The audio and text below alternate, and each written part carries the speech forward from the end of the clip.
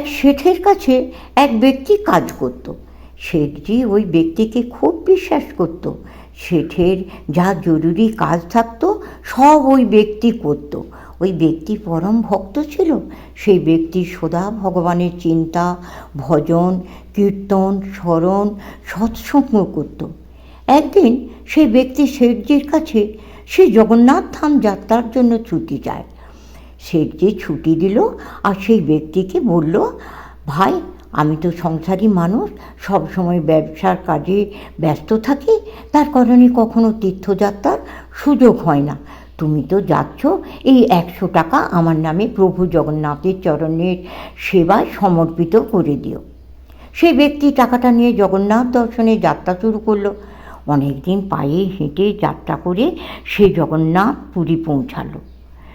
মন্দিরে যাওয়ার সময় সে রাস্তায় দেখল অনেক সাধু সন্ত, ভক্তজন, বৈষ্ণবজন হরিনাম সংকীর্তনে খুব আনন্দ করছিল। কীর্তনের আনন্দে তাদের চোখ থেকে অশ্রুধারা পড়ছিল। সে দেখল সংকীর্তন করতে করতে তাদের ঠোঁট শুকিয়ে গেছে। দেখে মনে হচ্ছে তারা খুব ক্ষুধার্ত। সে এই ক্ষুধার্ত ভক্তদের দেখে চিন্তা করল, শেঠজি আমাকে যে টাকা দিল তার থেকে ভক্তদের ভোজনের ব্যবস্থা করি। সে ব্যক্তি ওই 100 টাকা থেকে ভোজনের ব্যবস্থা করল। সবাইকে 98 টাকা দিয়ে ভোজন করালেন। সকলে খুব তৃপ্ত হলেন।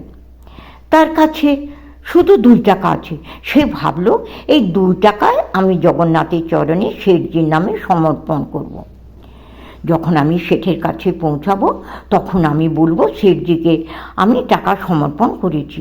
শেঠজি তো জিজ্ঞাসা করবে না যে 100 টাকা আমি জগন্নাথের চরণে সমর্পণ করেছি কি না।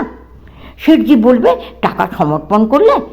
আমি হ্যাঁ বললে ওটা তো মিথ্যা বলা হবে না এবং কাজও হয়ে যাবে। ভক্ত সেই ব্যক্তি আকুল মনে জগন্নাথজির দর্শন করলো, মন্দিরে প্রবেশ করলো।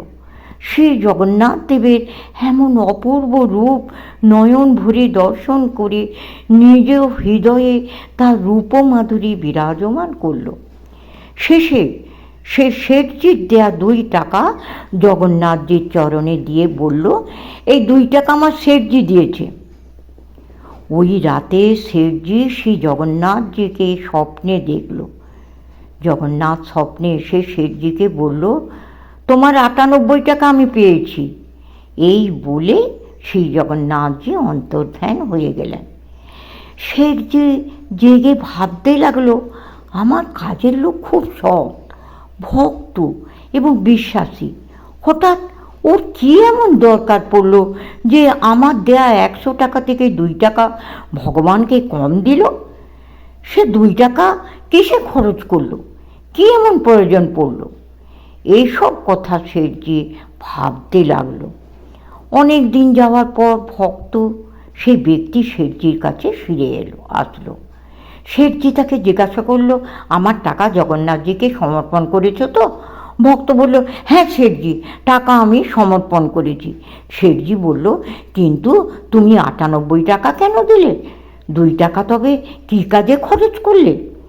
ভক্ত তখন চিন্তা করছিল শেঠজি কীভাবে কথাটা জানল। তারপর ভক্ত সব কথাই শেঠজিকে খুলে বলল যে সে 98 টাকা দিয়ে ভক্ত সাধু সন্তদের সেবা করালো আর 2 টাকা প্রভু জগন্নাথের চরণে সমর্পণ করলো।